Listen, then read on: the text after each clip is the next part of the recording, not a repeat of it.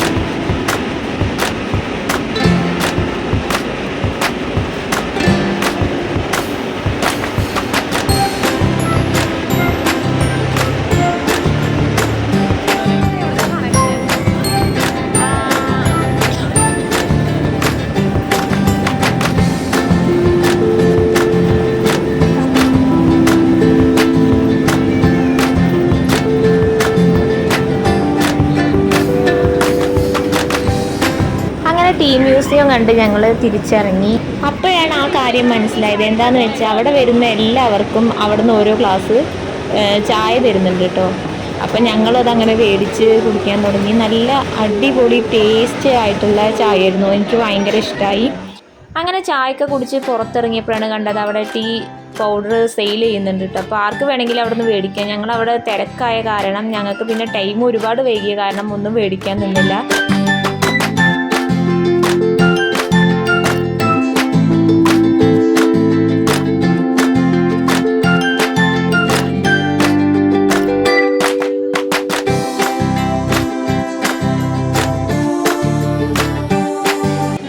ഞങ്ങൾ പോയത് ചോക്ലേറ്റ് ഫാക്ടറിയിലേക്കാണ് കേട്ടോ. അപ്പോൾ അവിടെയും ഇതുപോലെ നല്ല തിരക്കുള്ള ഒരു ഏരിയ ആയിരുന്നു. അപ്പോൾ ഒരുപാട് വീഡിയോസൊന്നും ഇതുപോലെ ക്ലാരിറ്റി ആയി നല്ല ക്ലിയർ ആയി ഒന്നും ഡീറ്റെയിൽ ആയി എടുക്കാൻ പറ്റില്ല, കാരണം അത്രയും തിരക്കായിരുന്നു.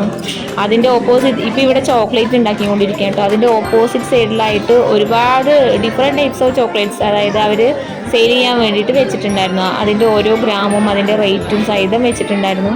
പക്ഷേ അതൊന്നും എനിക്ക് ക്ലിയറായി ക്യാപ്ചർ ചെയ്യാൻ പറ്റില്ല എന്ന് വേണമെങ്കിൽ പറയാം, അത്രയും തിരക്കായിരുന്നു.